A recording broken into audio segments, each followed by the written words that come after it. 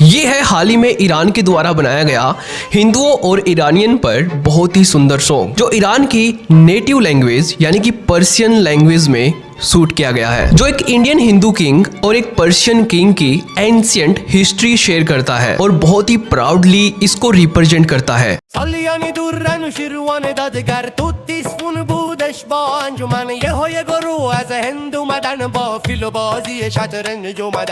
گفتن مایه بازی کرده بازی خیلی نازی کرده اگر راه این بازی رو کشفش کنید هوش و خردتون رو خرجش کنید جایزه میدیم آره جایزه یه ناب اگه نشد بدید جایزه به ما یه همارا ہے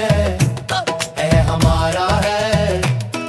انوشیروان گفت وزیر جانم بزرگ مهر باخرت جان। इस सॉन्ग का title Iran ने दिया है an Iranian song telling the story of Indian chess challenge at the king Khosrow, जो ईरान का एक एंशिएंट पर्शियन किंग था, यानी कि एक ईरानियन गीत जो एक ईरानियन पर्शियन राजा खोसरो के दरबार में एक इंडियन चेस चैलेंज रिप्रेजेंट करता है। और इसके अलावा इस सॉन्ग का ईरानियन ने नाम रखा है द क्रिएशन ऑफ चेस और क्रिएशन ऑफ शतरंज, यानी कि शतरंज का निर्माण इन ईरान, यानी कि ईरान में शतरंज का निर्माण। लेकिन ईरानियन ने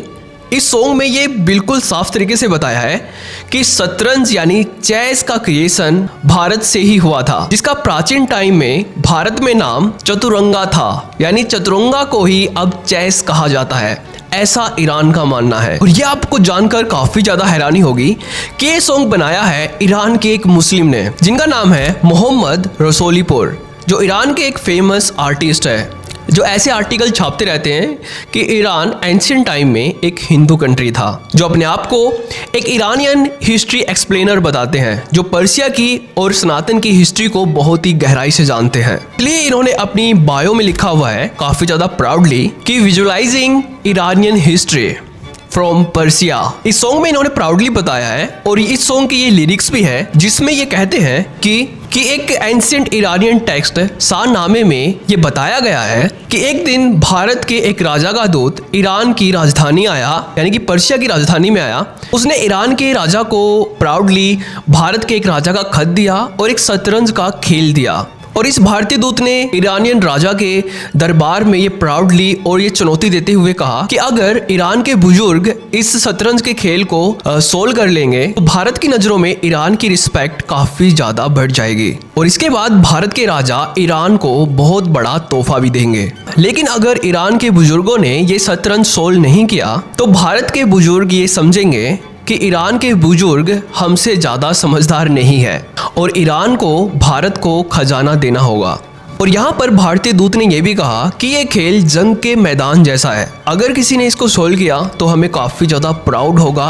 ईरान की समझदारी पर। तो ऐसा करके ये भारतीय दूत भारत लौट गया और ईरान के राजा का पूरा फोकस आ गया इस शतरंज के खेल को सोल्व करने के लिए, जैसा कि इस सॉन्ग में भी बार बार बताया गया है। इसके बाद ईरान के राजा खोसरो ने अपने दरबार में ईरान के बड़े बड़े बुजुर्गों को बुलाया इस गेम को सोल्व करने के लिए, और एक हफ्ते तक ईरान में इस खेल को सोल्व करते रहे। लेकिन इसके बाद भी ईरानियन राजा यानी कि पर्शियन राजा को इस खेल का सॉल्यूशन नहीं मिला। लेकिन इसके बाद भी पर्शियन राजा इस गेम को खेलने में असमर्थ रहे। इसके बाद राजा खोसरो के एक वजीर को ये बात पता चली कि भारत का कोई एक दूत खोसरो के दरबार में एक चैलेंज लेके आया है, शतरंज का चैलेंज लेके आया है जो किसी पे सोल्व नहीं हो रहा। इसलिए वो राजा के पास आता है और राजा से कहता है कि महाराज मैं इसको सोल्व करके देखता हूँ, और वजीर ने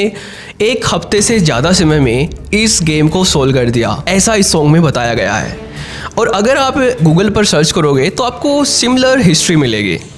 कि ऐसा कभी हुआ था। इसके बाद भारतीय राजा ने काफ़ी ज़्यादा प्राउड फील किया ईरान पर, यानी कि पर्शियन किंग पर, कि उसके दरबार में भी ऐसे समझदार वजीर हैं जो शतरंज को खेल सकते हैं। तो ईरान के राजा खोसरो अनुशिरवन एक फेमस ईरानियन और पर्शियन किंग थे, जो भारत के साथ यानी कि हिंदू राजाओं के साथ अपना स्पेशल कनेक्शन रखते थे। राजा खोसरो के विकिपीडिया के अकॉर्डिंग और ईरान की एक एंशिएंट पर्शियन टेक्स्ट के अकॉर्डिंग खोसरो ने भारत के साथ घनिष्ठ भौतिक और सांस्कृतिक संबंध बनाए रखे, और उन्होंने अपने दरबार के वैदों को भारतीय आयुर्वेद पढ़ने के लिए काफ़ी ज़्यादा प्रेरित किया। और बहुत सारे सनातन के संस्कृत शास्त्रों को पर्शियन भाषा में ट्रांसलेट भी करवाया था, जिसके कारण भारत के उनके साथ काफ़ी अच्छे संबंध थे। ये सब चीज़ें पर्शियन किंग खुसरो ने अपने शासनकाल में भारतीय हिंदू राजाओं के साथ साझा की और इस राजा ने अपने एक खास पर्शियन फिजिशियन को संस्कृत पढ़ने के लिए भी प्रेरित किया और उनको संस्कृत सिखा दी। इस ईरानियन फिजिशियन का नाम था बोरजू, जिसने राजा के लिए संस्कृत भाषा सीखी थी, जो काफ़ी ज़्यादा प्राउड फील करने वाली बात है हम हिंदुओं के लिए। और इसलिए आपको ये जानकर हैरानी होगी कि ओल्ड पर्शियन लैंग्वेज और old Persian Avesta language Sanskrit से काफ़ी ज़्यादा मिलती है और इसलिए इसको संस्कृत की सिस्टर लैंग्वेज माना जाता है, जिसके वर्ड्स काफ़ी ज़्यादा सिमिलर है संस्कृत के। जैसे कि आप इस टेबल में देखिए, ओल्ड पर्शियन और अवेस्ता लैंग्वेज दोनों संस्कृत के साथ डीप ग्रामेटिकल रूट शेयर करती है, जिसको देख और जानकर आपको भी काफ़ी ज़्यादा हैरानी होगी। और ईरान की जो एंशिएंट अवेस्ता लैंग्वेज थी, इसका नाम खुद संस्कृत से ड्राइव्ड हुआ है। जैसे कि आप इसकी प्रोनाउंसिएशन से ही समझ सकते हो कि ये संस्कृत के काफ़ी ज़्यादा सिमिलर लैंग्वेज है। और इंटरनेट पर भी इसके बारे में बहुत ही डीपली बताया गया है कि ओल्ड पर्शियन और अवेस्ता लैंग्वेज काफ़ी ज़्यादा डीप रूट शेयर करती है संस्कृत के साथ। जैसे कि पारसी धर्म की धार्मिक भाषा अवेस्ता और वैदिक संस्कृत घनिष्ठ रूप से कनेक्टेड है, जिसमें प्राचीन अवेस्ता संस्कृत की एक सिस्टर लैंग्वेज के रूप में कार्य करती है और दोनों लैंग्वेज एक दूसरे के काफ़ी ज़्यादा सिमिलर है। दोनों भाषाओं की उत्पत्ति एक वैदिक पूर्वज से हुई है और अवेस्ता के कई सारे श्लोक सीधा वैदिक संस्कृत से मिलते हैं। जैसे कि पर्शियन में एक को ये कहा जाता है, दो को दवा कहा जाता है, तीन को त्राइस कहा जाता है, 4 को चतवर्ष कहा जाता है जो काफ़ी सिमिलर है संस्कृत के, 5 को पंज कहा जाता है, 6 को शश कहा जाता है और 7 को सप्त कहा जाता है जो काफ़ी सिमिलर है, 8 को अस्त कहा जाता है और 9 को नोवा कहा जाता है और 10 को द कहा जाता है, जो एज इट इज़ सिमिलर है संस्कृत लैंग्वेज के। और इस सॉन्ग में मोहम्मद रसोलीपोर ने भी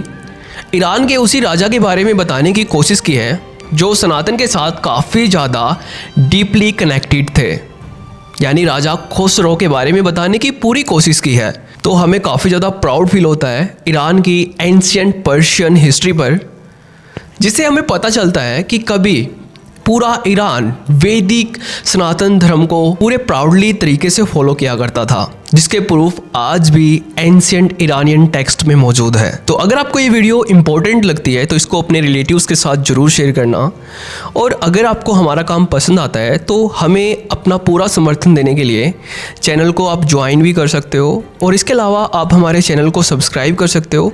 और हमारी वीडियोज़ को लाइक भी कर सकते हो। तो आज की इस वीडियो में इतना ही। तो थैंक्स फॉर वॉचिंग।